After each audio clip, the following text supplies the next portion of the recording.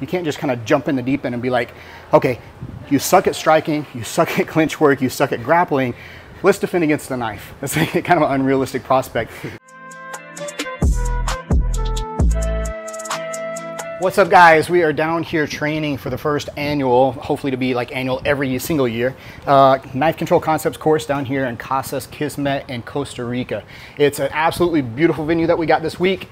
And not only are we down here, even though this is a KCC retreat, a knife control concepts retreat, we're doing like all skills and drills. Like Mike just taught an awesome portion for the first couple hours of training today about lead side strikes, kind of creating angles, setting up opportunities for like entering in or disengaging, creating takedown opportunities, clinch opportunities. I'll let him describe it better, but I wanted him to be able to share kind of a course overview of what he just taught, because there was some fantastic stuff. My favorite part about it was it led to a lot of creative exploration with you and your partner, and he just kind of keeps it open-ended in a way that's really well done. It's not so prescriptive that you have to like follow every single step by step. You get to explore some creativity. But anyway, I'll shut up and let Mike explain what he was just showing. All right, cool. So what we're talking about is generally using our front side striking to set up either just better connections with clinches, takedowns, things of that nature, okay? So our jab is our distance management tool, right? If in jiu-jitsu, if I reach out to here, like that's about my range, right? My jab is gonna be my measuring stick, right? So it's gonna be a lot faster, okay? So what we're mainly looking at is using this jab to create different angles, to move, to create windows of opportunity to strike, get closer, clinch, and take down, okay? So how we were kind of looking at that is using our measuring stick, using everything to make sure it stays in that range, okay? Kind of resetting his OODA loop every time and making his thought processes start over, right? So whichever side I'm moving off to with my jab, I'm trying to open up the window of like his ear, the flush targets on his bodies, like his hamstring, quad, gut, head, everything, okay? So I'm using these strikes to set myself up to orient myself better so I can actually hit him harder or do something like a takedown, okay? So we did two. We did like a straight to the hinge, right? So I'm outside here. We also did a drift. We're going lead jab, drifting this way to start setting up the same thing. Powerful shots, bad angles for him, okay? So the other and third tool we were looking at is like the lead uppercut, right? So I'm here, jab, turning that into like the lead uppercut. Okay, however, I'm gonna be moving the same way.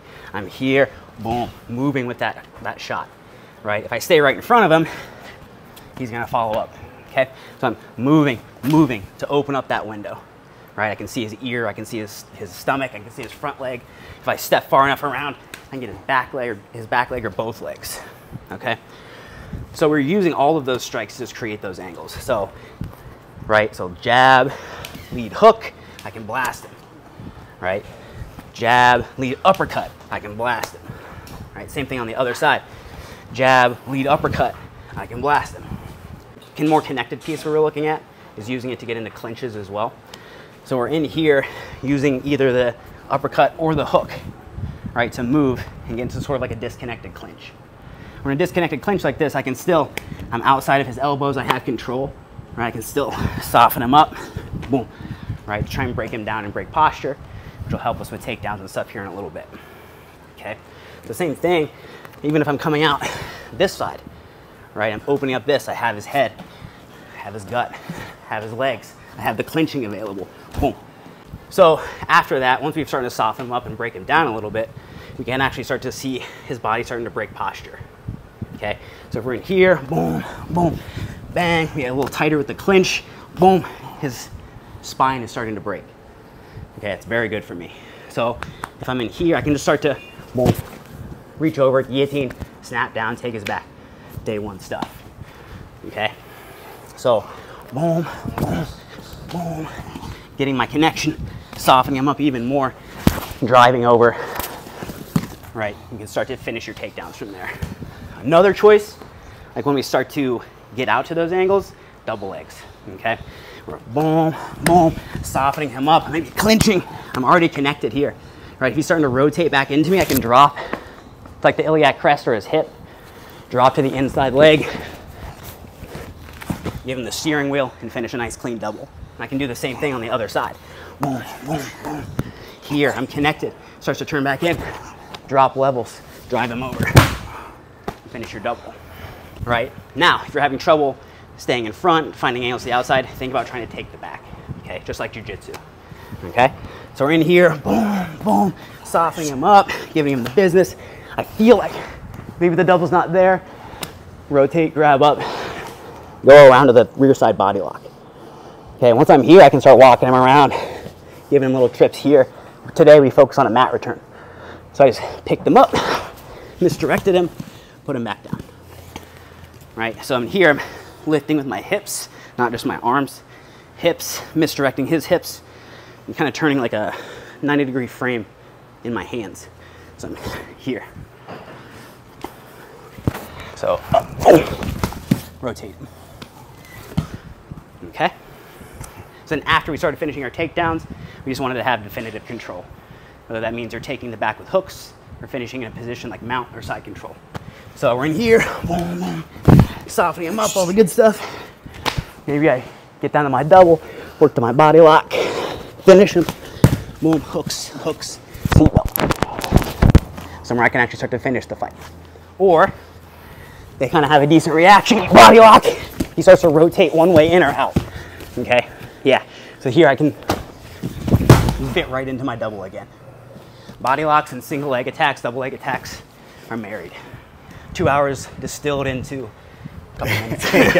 Yeah, the thing that I like about this, and this is a great way to kick off the coursework for the week, because it's such a broad overview. We're talking about like from long range to kind of medium range, looking at moving into clinch range, into double legs and take different various takedowns into the back.